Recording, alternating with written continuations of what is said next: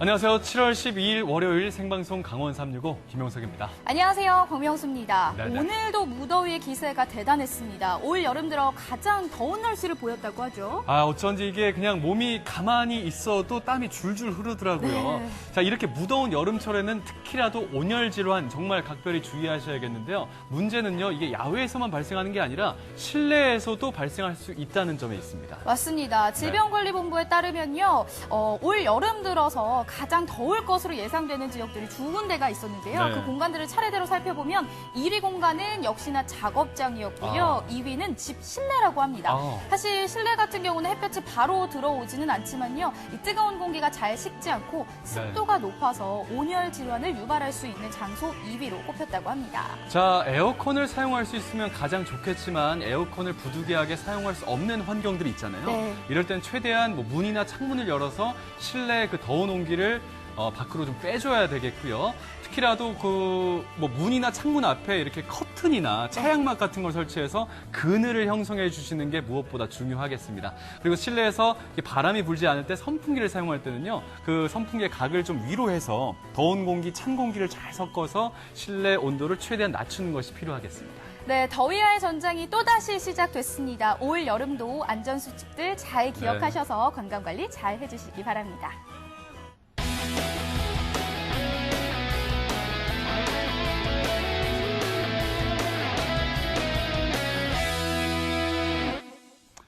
네, 생방송 강원 365 출발하도록 하겠습니다. 자, 우선 명수 씨에게 질문을 드릴게요. 네.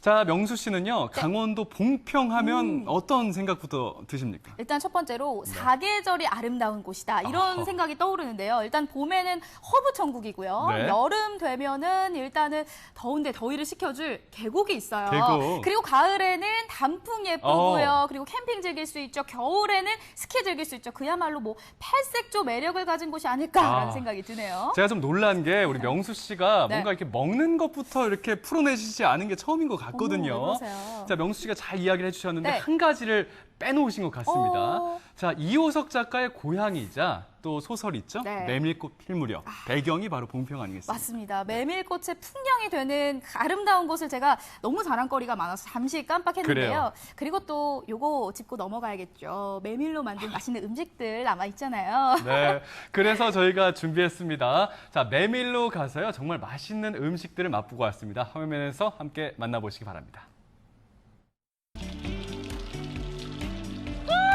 덥더더 오늘도 날씨 정말 덥네요. 요즘 장마철이다 보니까요. 비도 오락가락하고 덥고 습한 날씨가 계속되고 있습니다. 그러다 보니 주변에서 아우 입맛 없어 이러시는 분들이 정말 많거든요. 그래서 제가 오늘은 집 나간 입맛도 돌아오게 하는 아주 맛있는 별미 중에 별미를 소개해드릴까 합니다.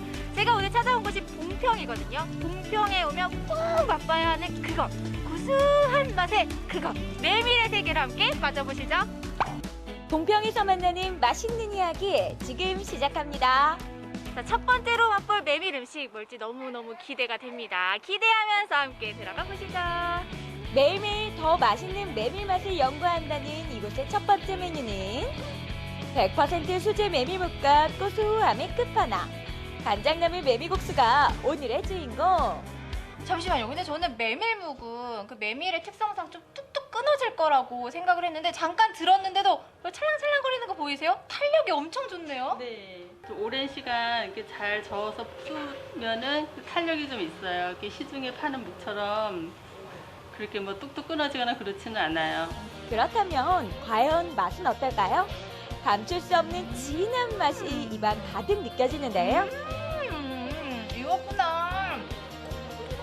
굉장히 부드럽고 툭툭 끊기는 그런 식감이 아니에요. 그냥 입에서 부드럽게 녹아내리는 맛. 그리고 고소한 맛이 진짜 일품이네요. 다른 이런 채소 안 곁들여도 묵만 먹어도 맛있는 것 같아요. 우와. 이번에는 간장나물 메밀국수. 구수한 메밀과 들기름 특유의 고소함이 더해진 부드러운 콜라보. 자극적이지 않고 신선하고 건강한 재료만 듬뿍 담은 사장님의 역작이라네요. 네, 사실 요즘에 들기름 막국수가 인기가 좋거든요. 근데 그 들기름의 고소한 맛과 그 간장의 달콤하면서도 짠맛, 단짠의 정석에 향긋한 강원도 나물들이 합쳐지니까 와 이건 진짜 여기에서만 맛볼 수 있는 맛인 것 같아요. 너무 맛있어요. 자, 메밀메밀한 맛집 찾기 두 번째 제가 찾아왔습니다. 여기는요, 일단 겨울에 먹어도 굉장히 맛있지만 뭐 여름에 먹어도 역시나 맛있는 메밀로 만든 음식이 저를 기다리고 있다고 하거든요. 뭘까요? 함께 들어가 보시죠. 장돌뱅이 허생원이 자주 찾았던 봉평 전통시장 한켠에는 매일같이 달콤 구수한 맛을 빚어내는 사장님이 계신데요. 메밀이 들어간 거예요, 여기에? 네, 이게 메밀찜빵이에요. 저희 집 대표 오. 찜빵. 진짜 봉평 태생의 메밀찜빵. 루틴 함량이 높은 메밀이 듬뿍 넣은 비교 불가 찐 메밀찜빵입니다. 제가 일단 보니까 메밀이 들어가서 딱 봐도 색깔은 그 제가 알고 있는 메밀 색깔이 나거든요. 네. 또 근데 맛이나 이런 거에 있어서 일반 찐빵하고 좀 다른 점이 있을까요? 그 일반 찜빵 하면은 요즘은 뭐 기계로 하는 분들도 많지만 저희 이렇게 수제로 하고 있고, 그리고 이 찜빵을 먹으면은 속이 거북하다는 사람들이 많았었는데, 저희 찜빵은 찜빵을 꼭 뜨겁게 안 먹어도 식은 뒤에 먹어도 이 찜빵의 부드러움을 느낄 수 있다라고 얘기를 많이 하시더라고요. 아무리 바쁘고 몸이 고단해도 100% 수작업을 고집하는 사장님의 정성 덕분에 23년 한결같은 맛을 지켜올 수 있었다는데요. 이제는 수십 년 세월을 품은 변함없는 손맛으로 봉평 전통시장의 핫한 명물이 되었습니다. 이게 바로 말로만 듣던 그 메밀 찐빵입니다. 진짜 이 색깔도 우리가 친숙하게 볼 수 있는 그 메밀 네네네. 색깔이 나고요. 일단 제가 한번 맛을 보도록 하겠습니다.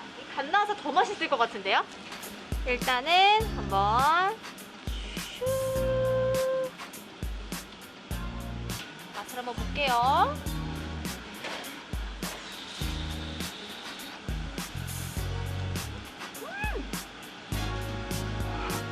오, 맛있어. 잠깐만. 아 진짜.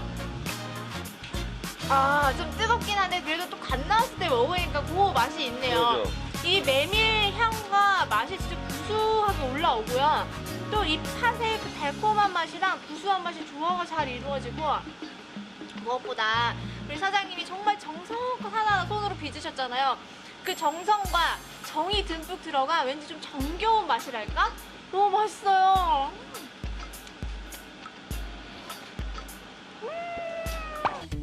메밀찜빵 매장에서는 그리 멀지 않은 곳에 세 번째 메밀 맛집이 있었는데요. 사장님, 제가 일단 오늘 봉평에 와서 이 메밀로 만든 맛있는 음식들 네. 찾아다니고 있거든요. 아, 네. 여기에서도 메밀로 만든 음식을 맛볼 수 있나요? 네, 그럼요. 어떤 거예요? 저희 닭강정이랑 메밀 닭강정이랑 메밀 황태강정이 있습니다. 메밀을 품은 닭강정과 황태강정이라고요? 도대체 이 조합이 뭐야? 국내 최초!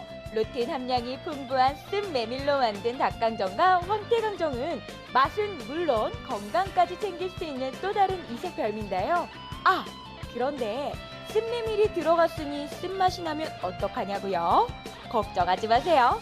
오히려 쓴 메밀 덕분에 튀겼을 때 튀김옷이 더 바삭하고 고소한 맛이 특징이라고 합니다. 드디어 맛있는 메밀 닭강정이 완성이 됐습니다. 저 기다리는 동안요. 네. 맛있는 냄새가 너무 나가지고 참기가 너무 힘들었어요. 얼른 드셔보세요. 아니 근데 일단 먹기 전에요. 네네. 너무 궁금해요. 네. 이 메밀 닭강정 저는 진짜 처음 보는 건데 어떻게 이렇게 메밀을 넣어서 닭강정을 만드실 생각을 하셨어요? 네, 우리 봉평 하면은 메밀의 고장이잖아요. 닭강정은 전국 어디에도 많지만 메밀 닭강정은 흔하지가 않을 거예요. 저희가 이제 처음 메밀 닭강정을 처음 만들었는데 이 닭이랑 이 궁합이 굉장히 잘 맞아요. 그러니까 우리가 같은 음식을 먹어도 몸에 좀 더 좋은 음식을 그래도 건강하게 먹을 수 있는 거를 생각하다가 우리 지역에서 나는 농산물을 갖다가 이렇게 접목해서 만들었는데 굉장히 맛있고 예, 반응도 너무 좋고요. 너무 맛있어요. 한번 드셔보세요. 와.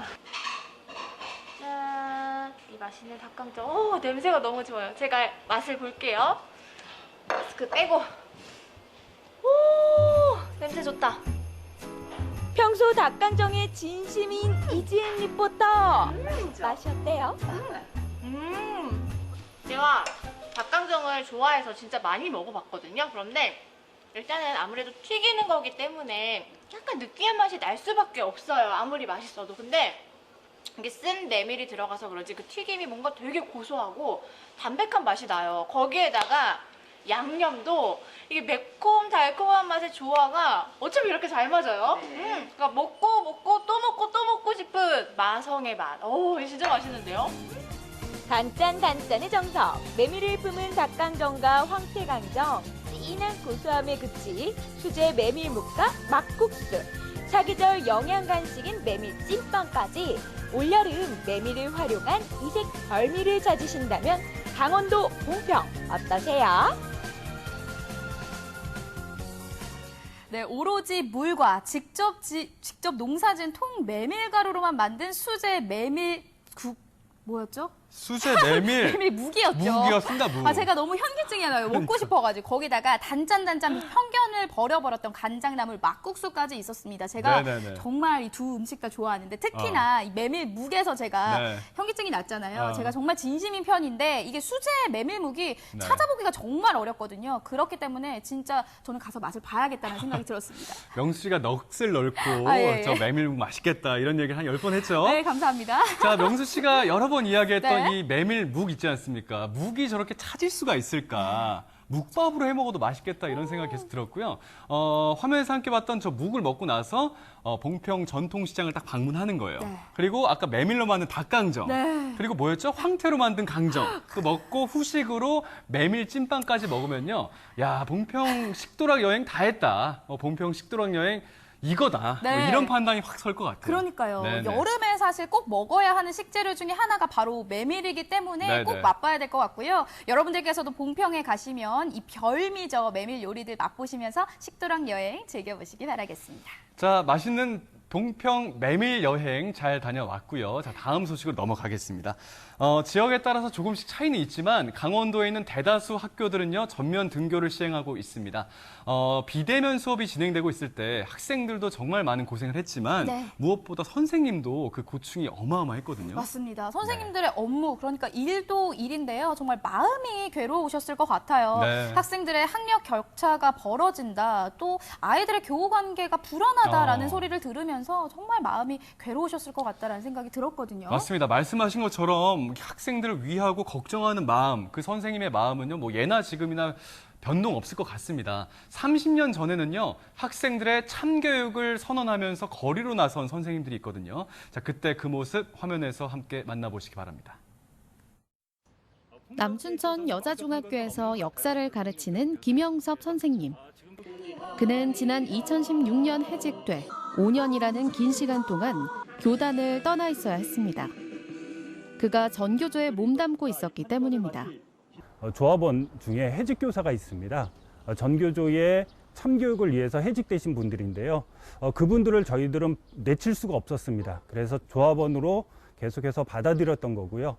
그것이 원인이 되어서 법의 노조가 되었고, 저는 그 과정에서 정부로부터 직권 면직을 당했습니다. 전교조를 합법으로 인정하지 않았던 정부. 이에 맞선 선생님들의 투쟁의 역사.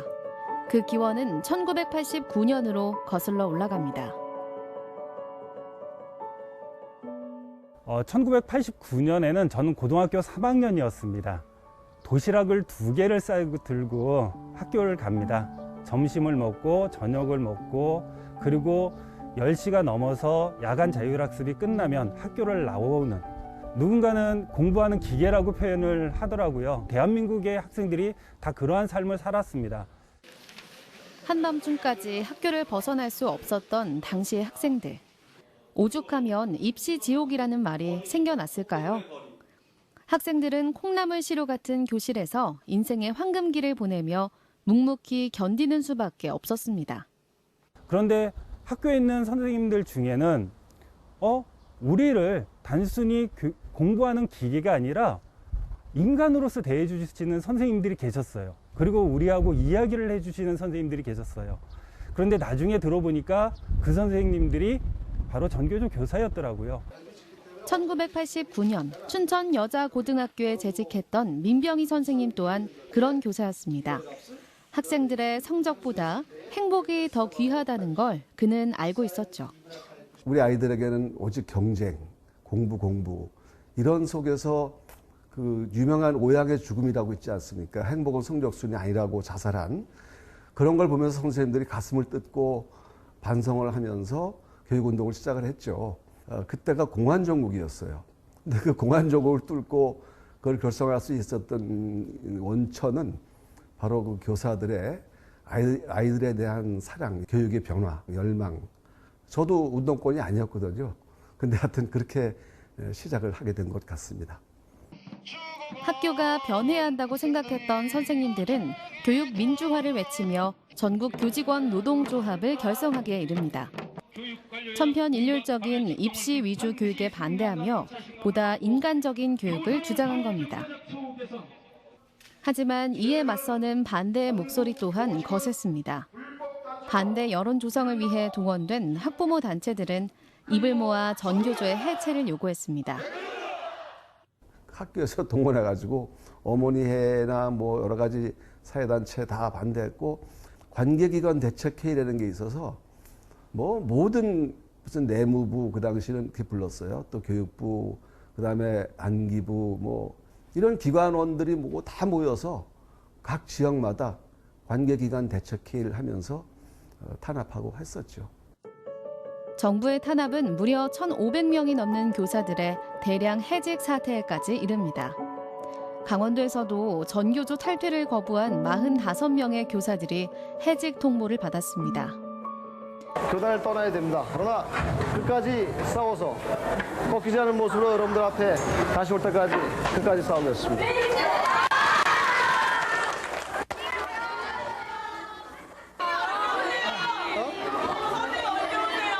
아직 몰라.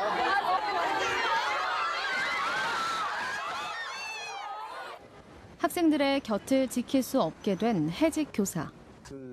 1989년 6월 20일 마지막 종례의 기억은 그의 뇌리에 깊게 박혀 항상 또렷하게 떠올랐습니다.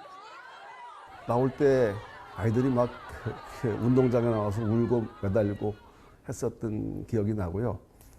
해직되고 나서 얼마큼 지나서 그 도내 학교 방문하기 위해서 강원도내를 다니다가 문득 운동장에서 아이들 뛰어노는 모습을 봤는데 얼마나 학교가 가고 싶은지 앉아서 막 울었던 기억이 나요.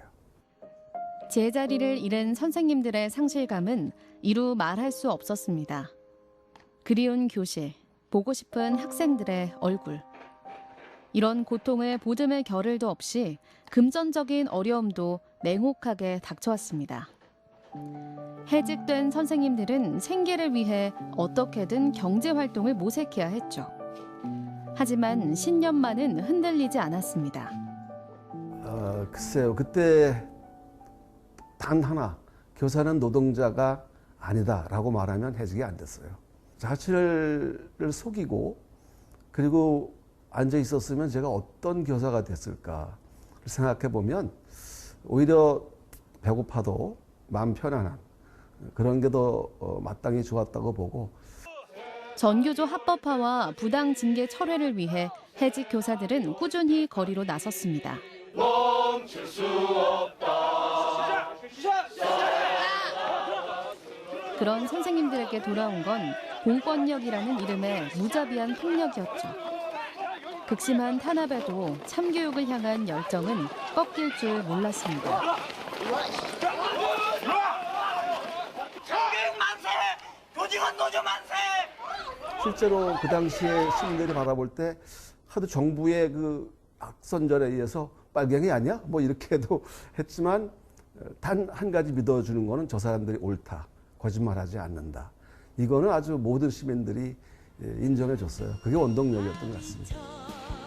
이미 스스로 민주화를 쟁취했던 시민들은 더 이상 악선전에 쉽게 흔들리지 않았습니다.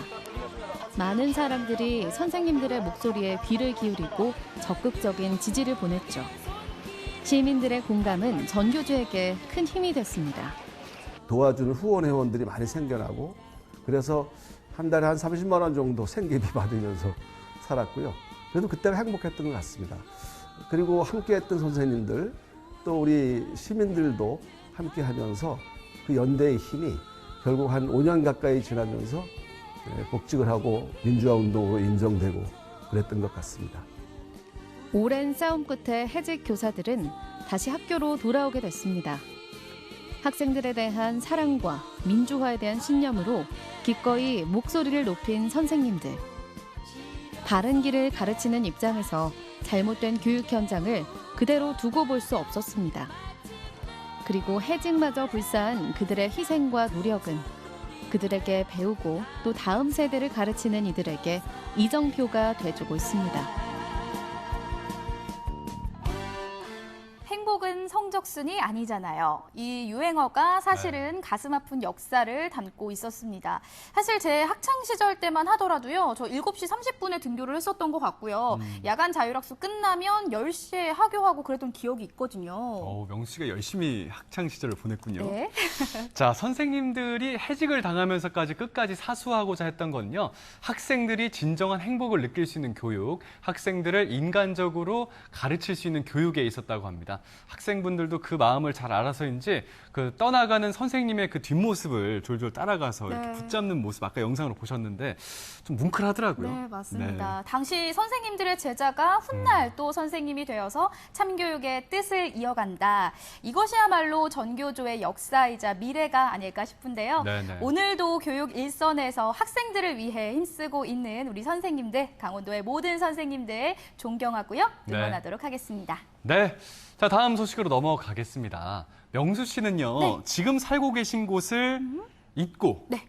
떠나서 오. 새로운 곳에 정착하고 싶다. 뭐 이런 생각 가져보신 적이 있나요? 있죠. 아무래도 있어요? 좀 한적하고 힐링이 되는 곳으로 가고 싶다라는 생각 한 적이 있는데 네네. 아무래도 저는 좀 물을 좋아하다 보니까요. 물을 좋아하시는군요. 바다가 있는 동해안으로 가서 아니 이거 말하다 보니까 네. 떠나고 싶은데요. 아, 그래요? 네. 자, 동해안을 이야기했고 뭐 바다 말씀을 하셨잖아요. 그렇죠? 강릉에 가면요. 복잡한 서울살이를 다 내려놓고 새롭게 정착한 부부가 있습니다. 그 새롭게 정착한 곳에서 새로운 사람들을 만나고 이야기를 나누는 그 모습이 하루하루 너무 행복하다고 하는데 그 행복한 모습을 함께 보시러 주문진, 정동진이죠. 정동진으로 함께 떠나시죠. 정동진 여행 오신 분들이 좀 책과 영화를 통해서 자신의 감정을 좀 들여다볼 수 있는 그런 경험을 할 수 있는 공간이 됐으면 좋겠어요. 네. 한마디로 그냥 쉼의 공간이었으면 좋겠다는 생각을 합니다. 우연치 않게 여행지에 왔지만 여기에서 일상생활에서 느낄 수 없는 것들을 다시 찾아가면서 자신을 돌아보고 거기서 뭔가 에너지를 충전해 가서 다시 일상으로 다시 돌아갈 수 있는 그런 쉼의 공간이었으면 좋겠습니다. 때론 낯선 곳을 여행하는 여행자에게 편안한 쉼의 공간으로, 때론 강릉을 찾는 특별한 이유로 남고 싶은 공간이 있습니다. 강릉의 터를 잡고 이방인을 기다리는 젊은 부부의 정동진 살이 이야기를 들어봅니다. 강릉 시내에서 동해안을 따라 남쪽으로 약 18km 떨어진 곳에 위치한 마을 정동진. 정동진은 조선시대 한양의 광화문으로부터 정동 쪽에 위치한 바닷가라 해서 정동진이란 이름이 붙었습니다.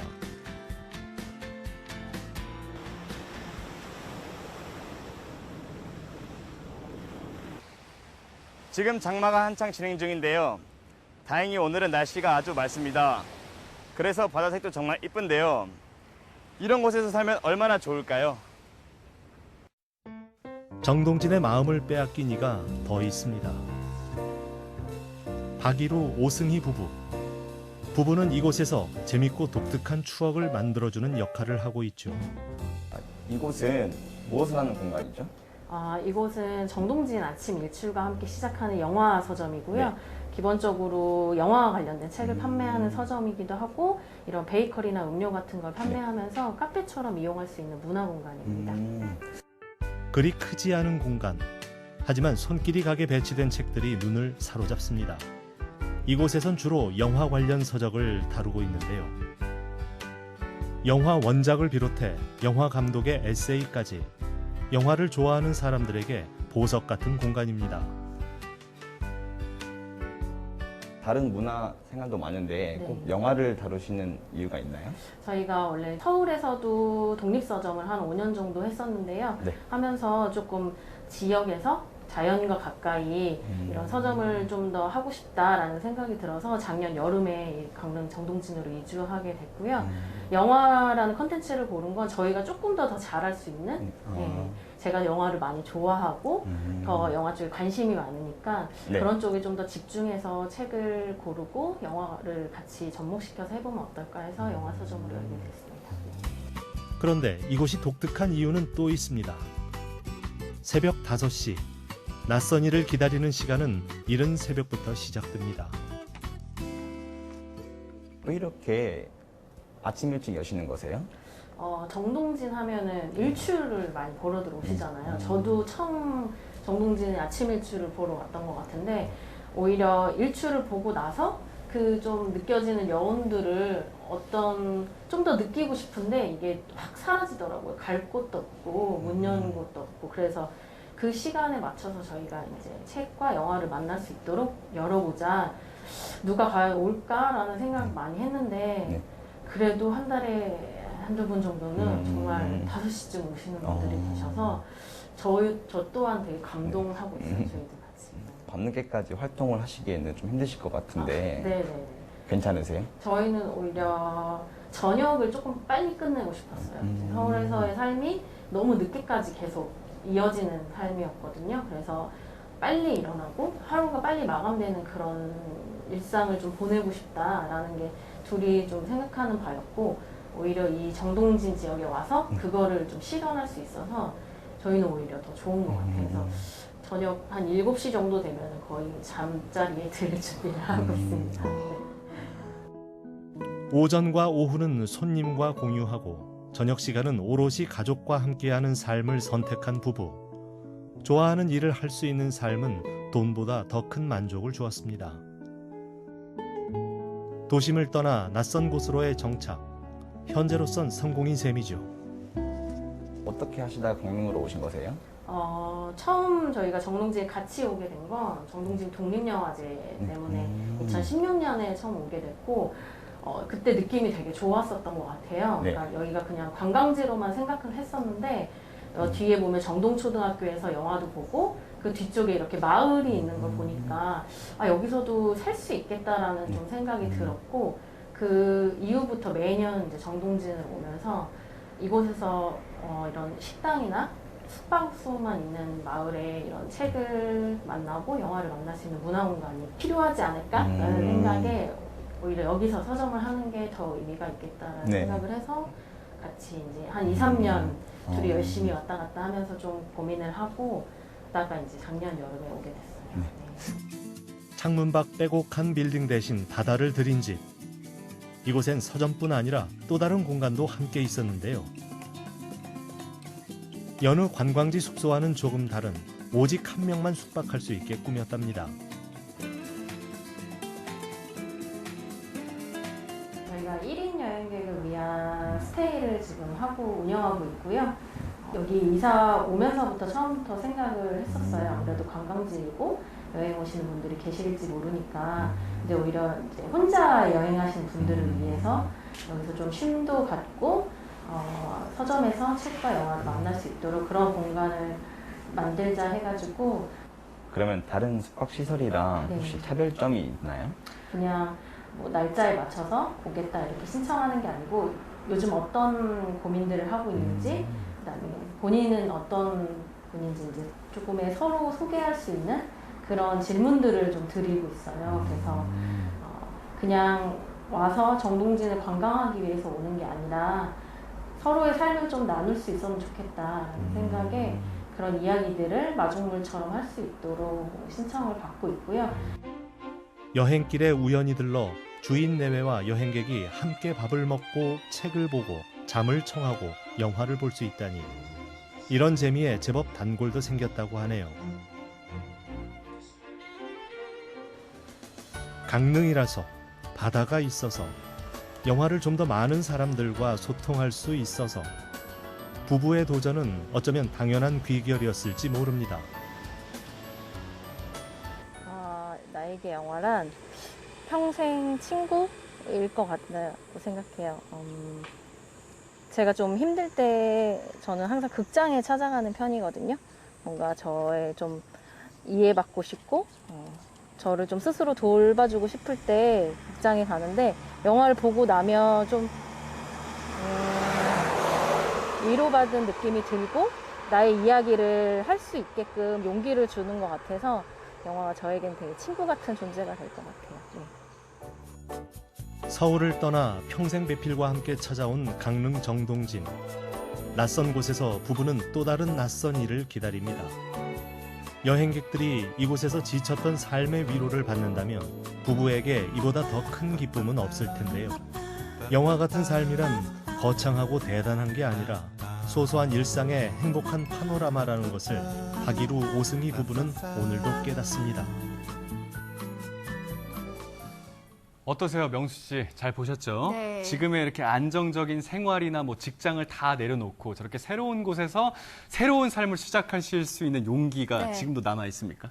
있습니다. 아, 있어요? 왜냐면 아, 예. 두 분이 24시간 붙어 있잖아요. 네. 사랑하는 사람과 24시간 붙어 있으면서 또 마음속에 그리던 곳에서 저런 삶을 산다면 전 할 수 있을 것 같습니다. 그래요? 네, 두 분의 용기가 참 부럽기도 했고요. 맞습니다. 또 책과 영화와 함께하는 삶이기 때문에 더 부럽기도 했습니다. 네. 앞으로도요, 더 많은 분들과 더 많은 이야기 만들어 가시길 바랍니다.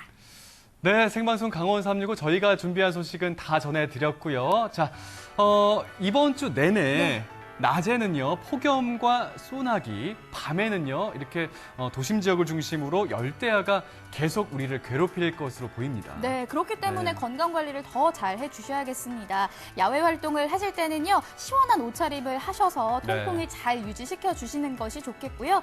또 탄산 음료, 과당 음료, 알코올보다는요, 네. 물을 자주 마시면서 수분 섭취 잘 해주시는 것이 좋겠습니다. 자, 더불어서 이번 주 내내 자외선 농도까지 높을 것으로 예보되고 있습니다. 구름이 많이 낀 날에도요, 자외선 지수가 높을 수 있을 만큼 외출하실 때는요, 꼭 그 자외선 차단돼 있지 않습니까? 네. 잘 챙겨 바르시길 바라겠습니다. 네, 저희가 준비한 소식 오늘 여기까지고요. 저희는 내일 이 시간에 다시 찾아뵙도록 하겠습니다. 함께해 주신 여러분 고맙습니다.